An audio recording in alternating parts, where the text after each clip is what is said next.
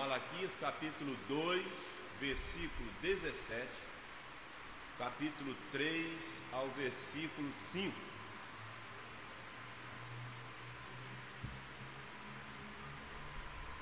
Nos diz assim a palavra do Senhor: enfadais o Senhor com vossas palavras, e ainda dizeis: em que o enfadamos?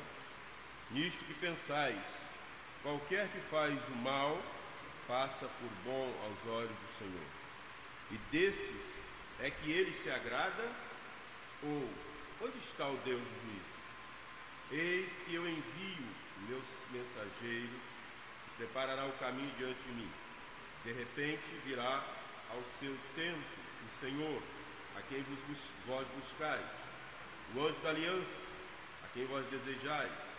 Eis que ele vem, diz o Senhor dos exércitos. Mas quem poderá suportar o dia da sua vinda? E quem poderá subsistir quando ele aparecer?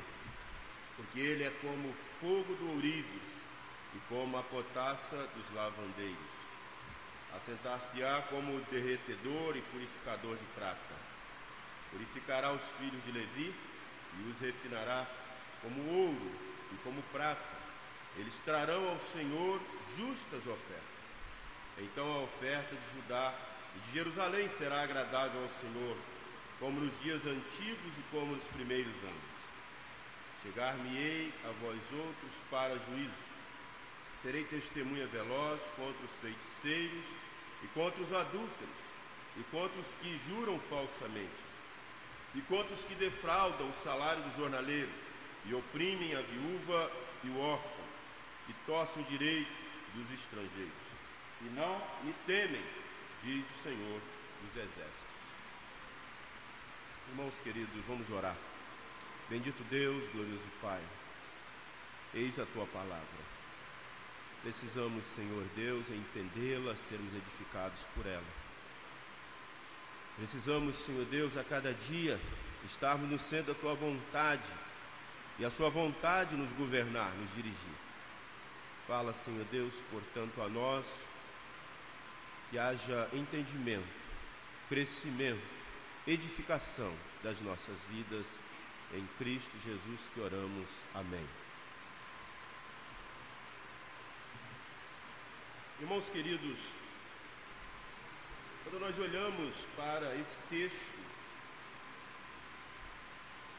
nós vemos o Senhor Jesus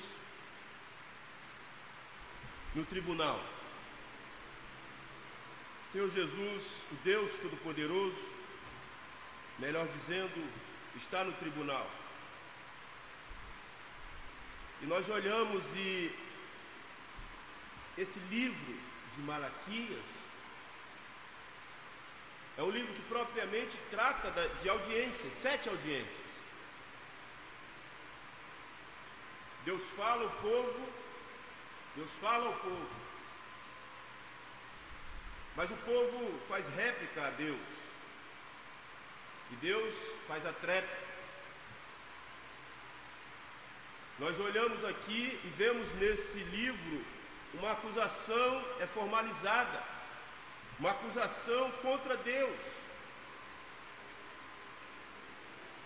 de que Ele não é ético, não apenas deixando de premiar o bem, mas comprazendo-se no mal. Nós vemos que uma defesa é feita. Deus sai do banco dos réus e Ele prova que a acusação contra Ele é falsa. E apresenta-se como testemunha e juiz para condenar esses impenitentes, esses que levantam falso testemunho contra Ele. Mas o texto de Malaquias é uma sentença lavrada. Deus julga esse impenitente, Deus é juiz. Ele julga a negligência, Ele julga o pecado, a perversidade, mas Ele restaura o seu povo. Ele é um Deus que está atento ao povo que Ele ama. Os acusadores de Deus, quando olhamos nesse versículo 17, Quem são esses acusadores de Deus? É o seu povo. É o próprio povo de Deus. São aqueles que pregam, são aqueles que oram, são aqueles que louvam. Os acusadores de Deus são ingratos. Nós olhamos e vemos que seu próprio povo, aquele povo que Deus escolhe, aquele povo que Deus ama, aquele povo que Deus protege, aquele povo que foi libertado do cativeiro, aquele povo que presencia a mão de Deus o conduzindo durante a sua história, é esse povo que levanta acusações contra o próprio Deus, contra esse Deus. Esse povo que torce a verdade e dissemina o erro. Nós olhamos e vemos, irmãos, onde está a prova de que existe a mão divina dirigindo os negócios humanos? Essa é a pergunta dos acusadores, desses que são protegidos por Deus. Os acusadores de Deus, eles são insensíveis. O texto do versículo 17 diz que eles estão enfadados a Deus com suas palavras, com seus pecados. Eles enfadam Deus, eles cansam Deus, sabe por quê? Porque o prazer deles não está em Deus. Eles querem somente receber as benesses de Deus, as bênçãos de Deus. Eles não conseguem enxergar os seus pecados. Eles caminham para o templo, eles adoram a Deus, entre aspas, mas eles estão enfadando Deus com suas palavras, seus pecados, porque a sua vida está divorciada de uma verdadeira adoração a Deus. A sua vida é um ritual. Eles não conseguem enxergar o seu pecado, a sua perversidade. Eles estão insensíveis, esses acusadores de Deus, contra as coisas eternas. Eles falam e agem contra Deus, mas eles não têm percepção do que eles são diante de Deus. Estão anestesiados, cauterizados, insensíveis quanto às coisas sagradas. Esses são os acusadores de Deus. Os acusadores de Deus são pessoas equivocadas. Eles têm uma ideia totalmente equivocada da missão deles no que tange ao reino de Deus. Nós olhamos e vemos aqui, irmãos, eles esperavam que Deus viesse destruir as potências dos gentios, essa é a esperança dos judeus, e restaurar o poder de Israel, mas eles não estavam preparados para a obra que ele realizaria da purificação dos judeus. Eles esperavam que com a reconstrução do segundo templo, fatos milagrosos acontecessem como aconteceu com o primeiro templo. Nós olhamos e vemos, irmãos, que eles esperavam que com o retorno da Babilônia, Deus enviasse seu Messias para quebrar o poder do jugo estrangeiro e fizesse deles, judeus, uma nação poderosa. Eles estavam com alvo e foco no poderio.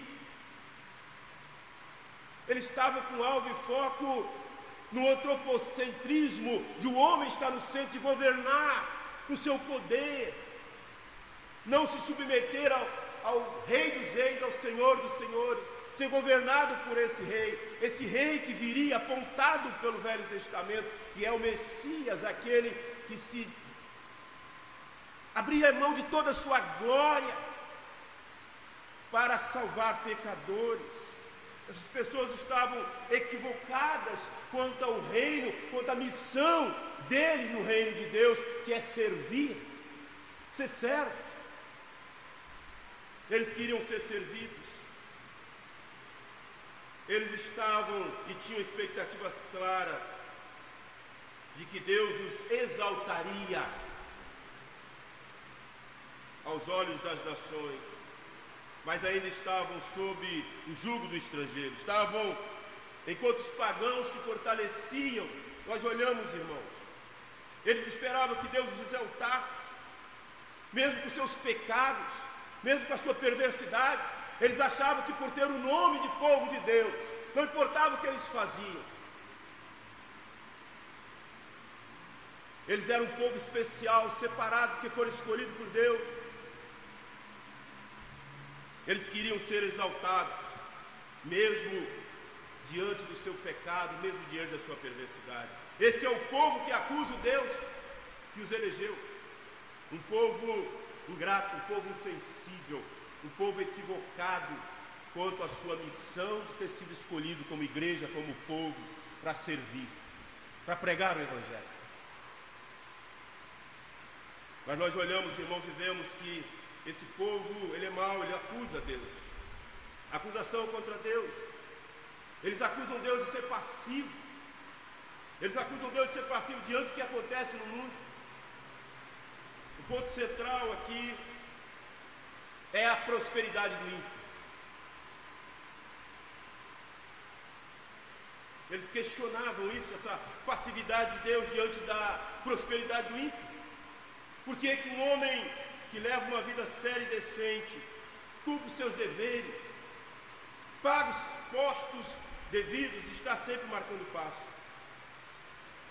O corrupto que vive burlando a lei, o corrupto que vive roubando, corrompendo, maquinando contra o próximo, prospera. Essa é a questão deles.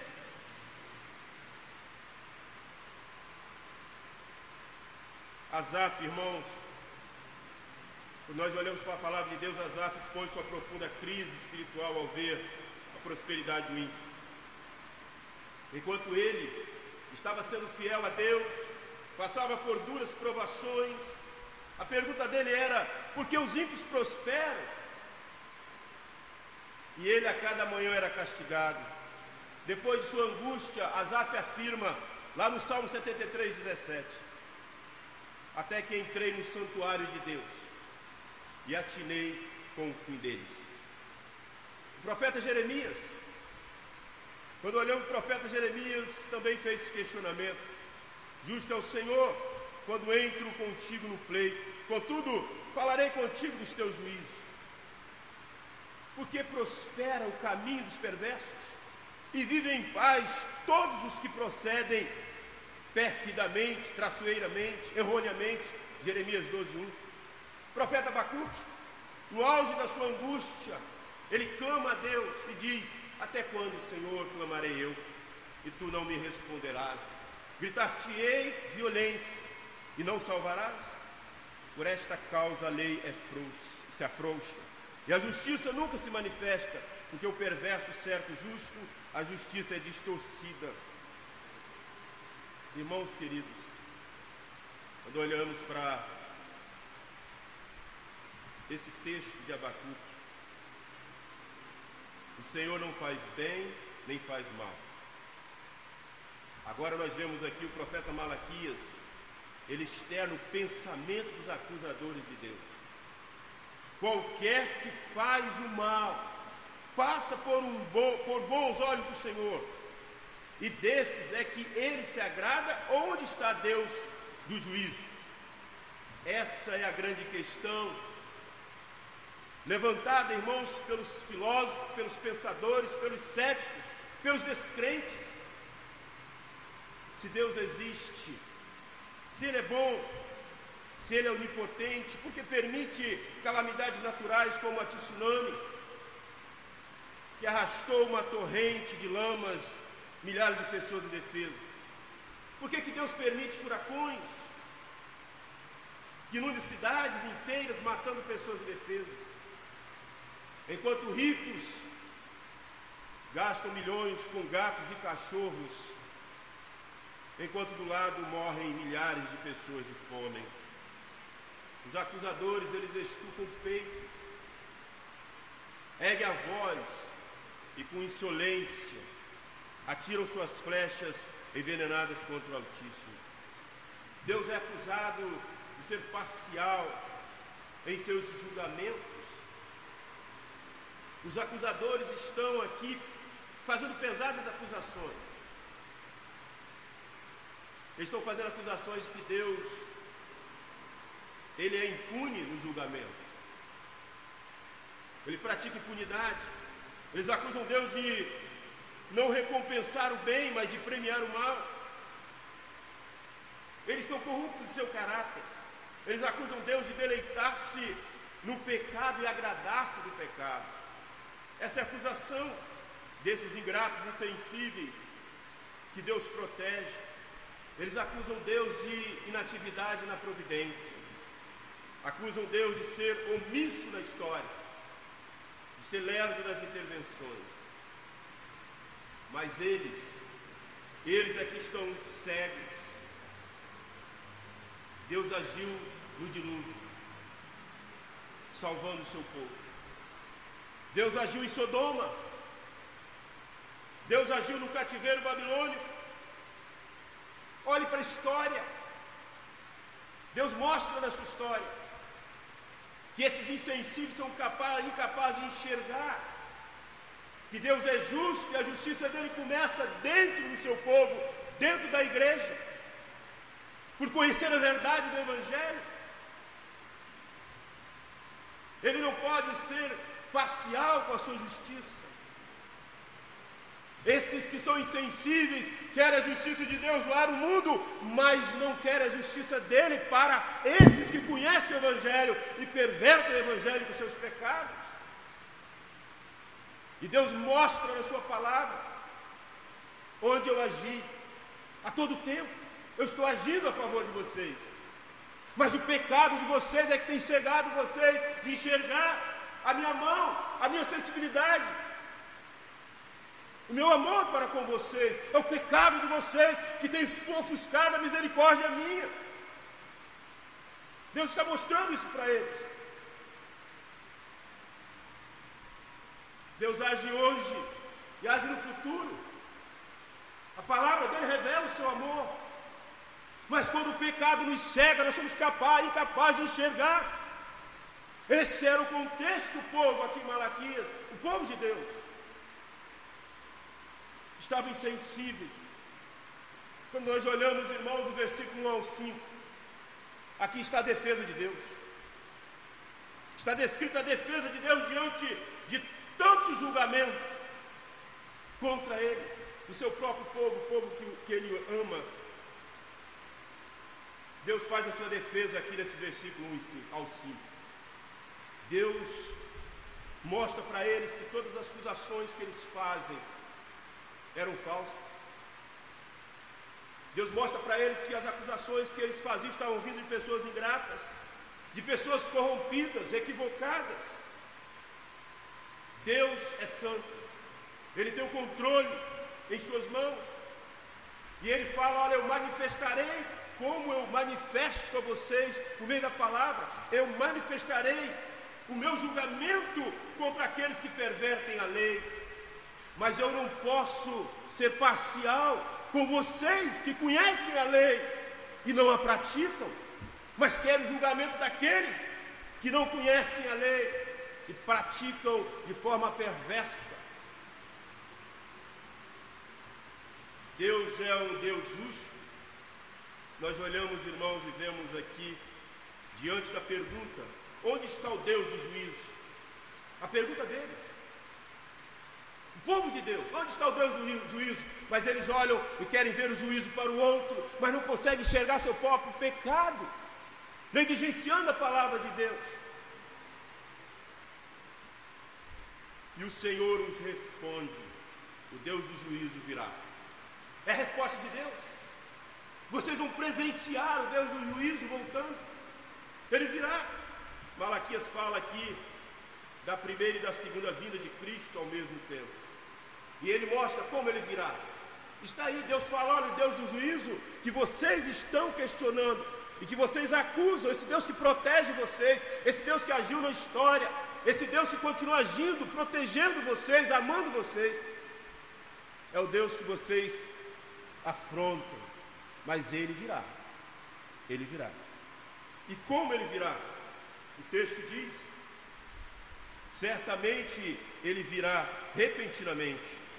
O texto responde, nós olhamos no versículo 1: eis que eu envio o meu mensageiro, que preparará o caminho diante de mim. De repente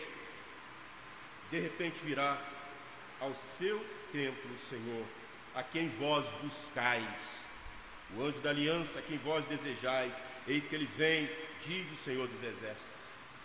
Irmãos queridos, esse Deus virá certamente. Há uma promessa, há uma promessa. Esse Deus do juízo virá. Esse Deus que controla a história, está sentado no trono. É Ele quem governa, é Ele que levanta reis, é Ele que abate reis. Ele virá para estabelecer o seu reino de justiça. Nós devemos olhar para Cristo como o verdadeiro Deus. Nós devemos confiar nele e adorá-lo. Ele foi chamado o anjo do Senhor, o anjo da presença, o anjo da aliança. Esse anjo que apareceu a Abraão em Manre.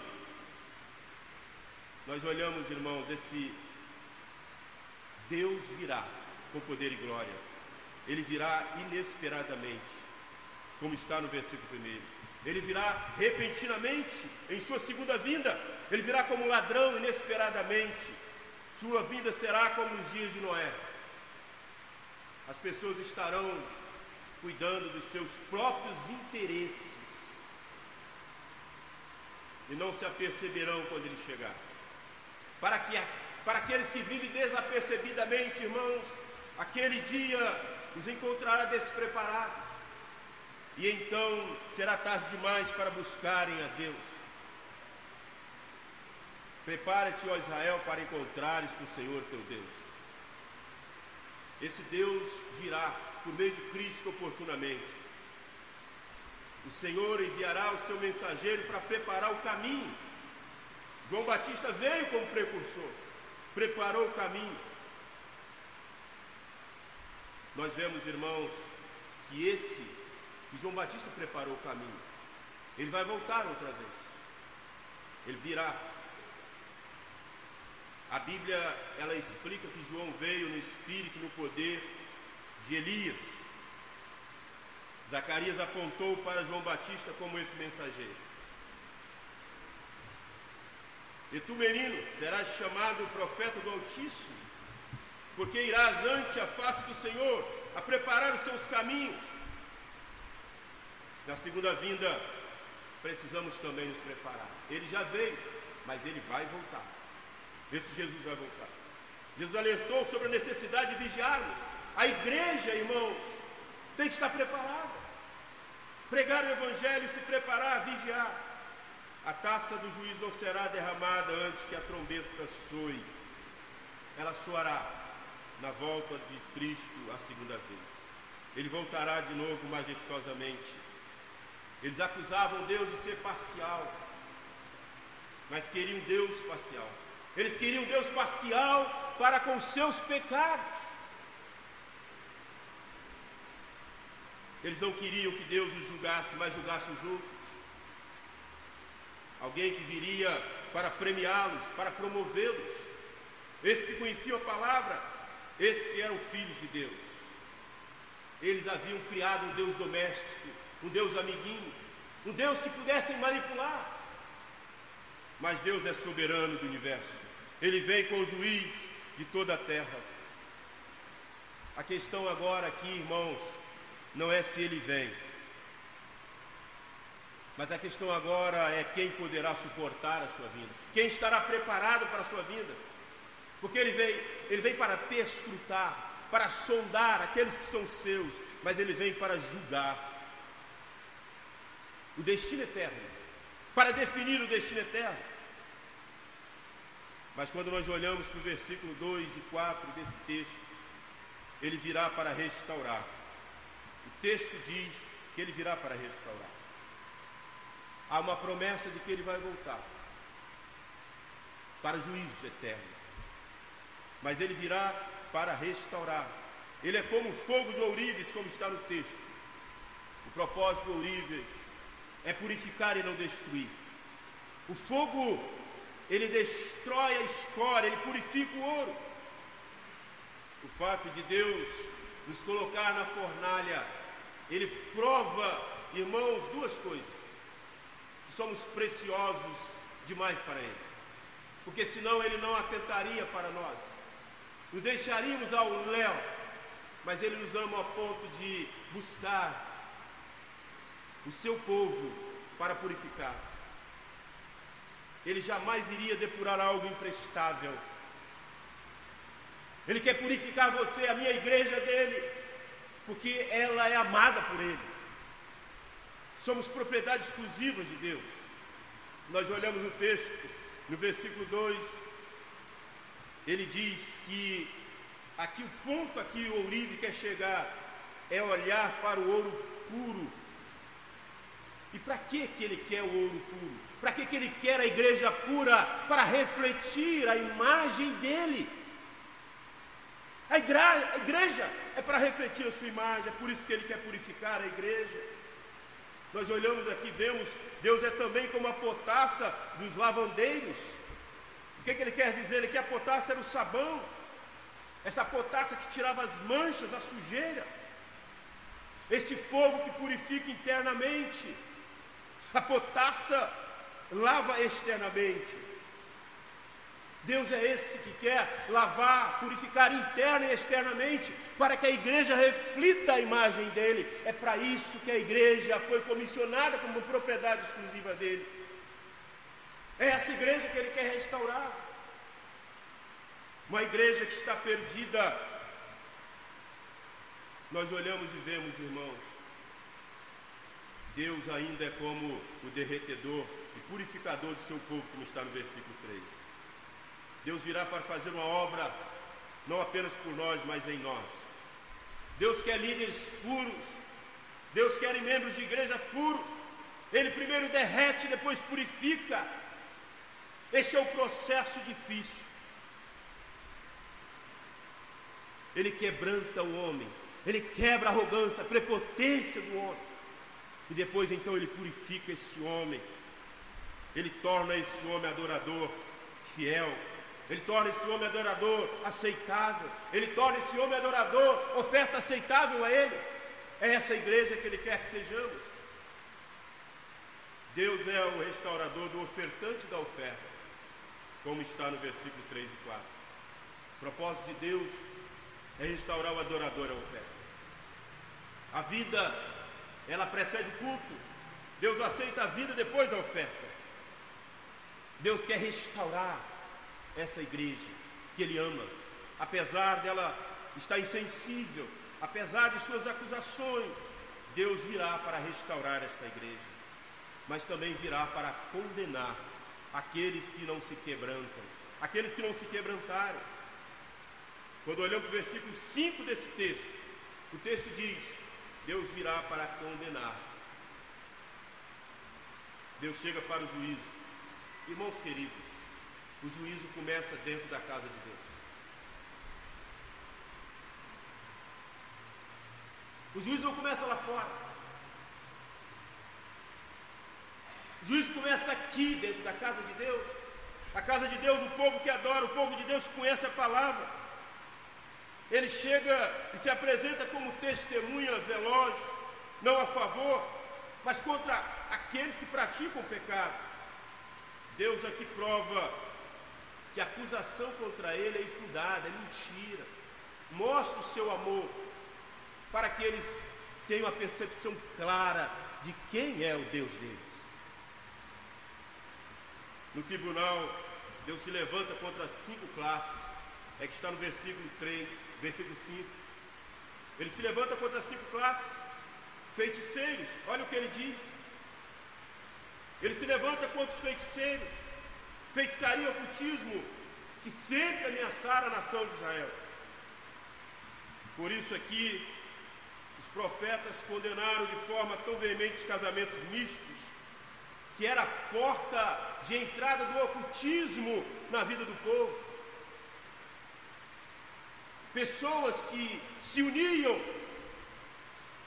a pessoas da igreja do Senhor, que serviam a outros deuses.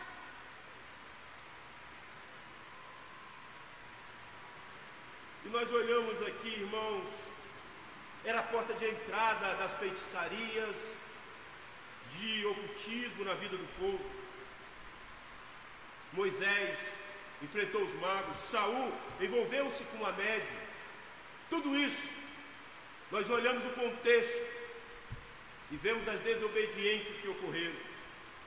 Pedro, ele confrontou a bruxaria de Simão Mágico. Deus está mostrando que envolver-se com o ocultismo é envolver-se com demônios. Por isso é condenável a união com outras pessoas que não sejam do arraial dele. Por isso é condenável o casamento misto. Mas ele também diz aqui, ele se levanta no tribunal contra 5 classes, a primeira feiticeiros, a segunda adúlteros. Malaquias mostrou, no capítulo 2, 10, 16, que alguns homens estavam abandonando suas mulheres da mocidade, mulheres de Deus, para casar com mulheres pagãs. Estavam cometendo adultério, estavam vivendo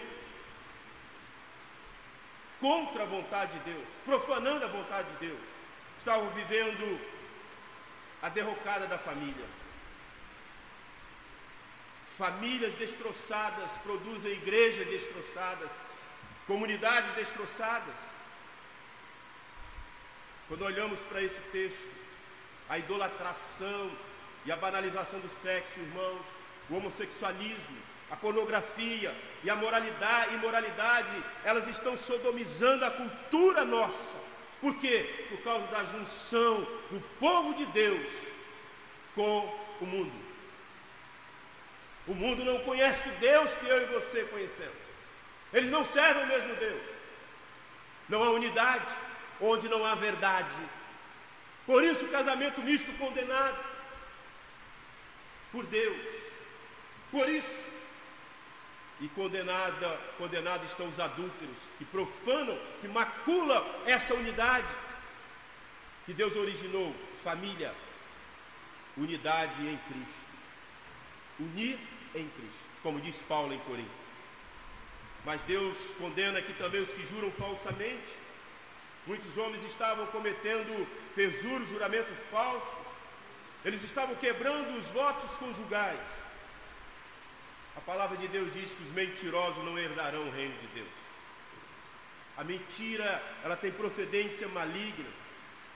Muita gente já foi ferida de morte com a língua maligna. A língua maligna, ela é fogo, é um veneno letal. A língua que abençoa não pode ser língua que amaldiçoa. A língua que abençoa não pode ser língua da maledicência, da mentira, da fofoca, da falsidade. Essa língua que jura falsamente, porque a natureza desse Deus que o vocacionou e que se faz presente por meio do Espírito em você é santo e requer pureza. A natureza dele é santa. Portanto, as palavras que proferimos, elas devem abençoar, edificar e não maldizer. Por isso, condenável aqueles que juram falsamente, mentira. Mas também Deus se levanta contra os que defraudam o salário do jornaleiro, como está no versículo 5. O que é isso, irmãos? O que ele quer dizer? O que ele quer dizer aqui é enriquecer-se de forma desonesta. Enriquecer com o suor do pobre. É se aproveitar do trabalho do outro e se enriquecer ilicitamente, é isso que ele quer dizer. Não tratar com justiça, não pagar o que é justo, mas se aproveitar da miséria alheia para enriquecer-se. É isso que ele quer dizer. Nós olhamos aqui e vemos, irmãos,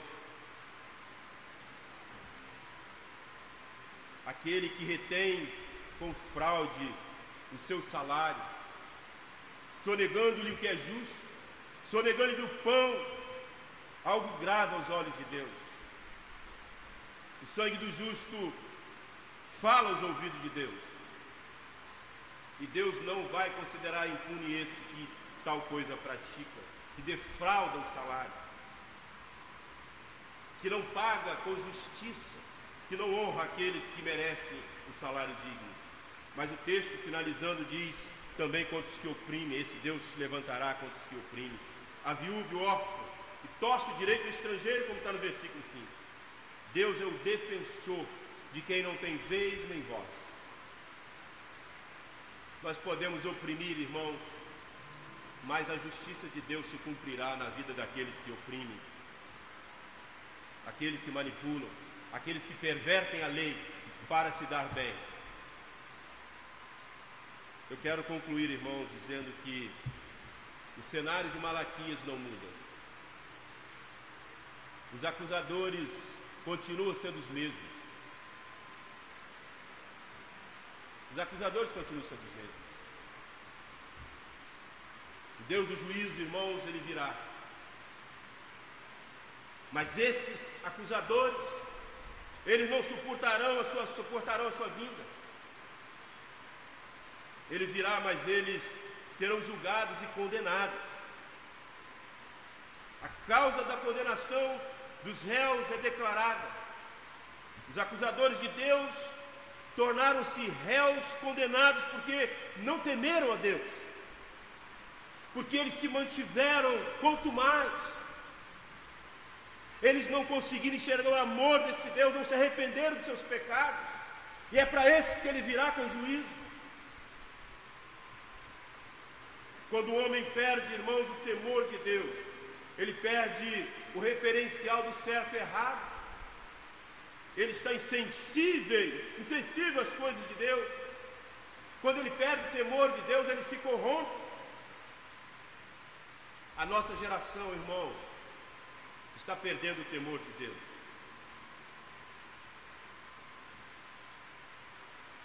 Nós olhamos e vemos uma geração que não teme mais a Deus.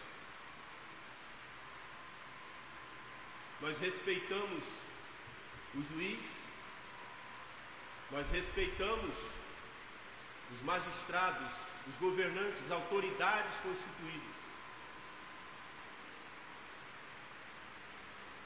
Mas não tememos o Deus que servimos.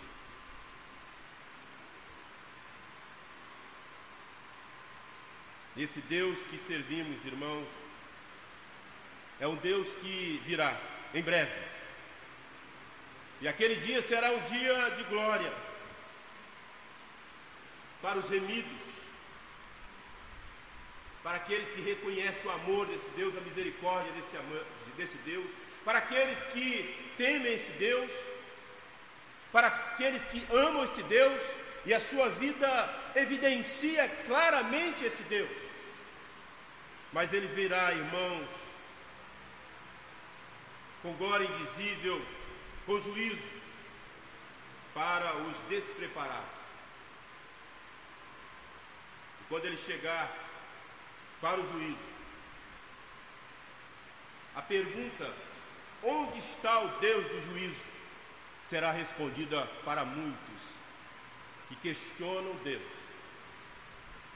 mesmo lendo a Bíblia, mesmo pregando a Bíblia, mesmo orando, mas ainda não conseguiram contemplar a majestade desse Deus, o amor desse Deus, a misericórdia desse Deus, protegendo, guardando, sendo justo com você, eleito dele, mesmo você sendo infiel, muitas vezes. Que Deus tenha misericórdia da sua igreja e que nós venhamos, irmãos, atentar para esse Deus que virá e nos preparar a cada momento, conseguindo enxergar o amor desse Deus, a misericórdia desse Deus, entendendo que a cada dia ele quer nos moldar e restaurar em nós essa imagem dele, porque a igreja foi comissionada a refletir a sua imagem e semelhança. Que sejamos essa igreja. Nós vemos, irmãos, tristemente, irmãos, e tem hora que dá vontade de desistir, realmente, pessoas que não estão nem aí para nada de Deus. Servir a Deus é um ritual. vêm para encontrar os amigos, vêm simplesmente por vir. Não contemplam Deus, a majestade de Deus, o amor de Deus. Seu interesse está em poder, em ser reverenciado, nesse contexto aqui de Malaquias. Mas estão insensíveis às coisas espirituais. Estão insensíveis ao amor de Deus, por meio de Cristo na cruz. É triste constatarmos isso, porque o cenário não mudou. O cenário de Malaquias continua o mesmo na igreja atual. Mas é Deus que faz a obra e a justiça é dele. Que nós venhamos ser despertados como igreja para esse Deus que virá e se cumprirá justamente, se cumprirá a justiça dele na vida de todo o povo. Nós conhecemos a Deus, servimos a Deus, que venhamos buscar a cada dia mais nos tornar mais parecidos com Ele. Que Deus dissipe de nós a insensibilidade com o sagrado. A insensibilidade com o sagrado.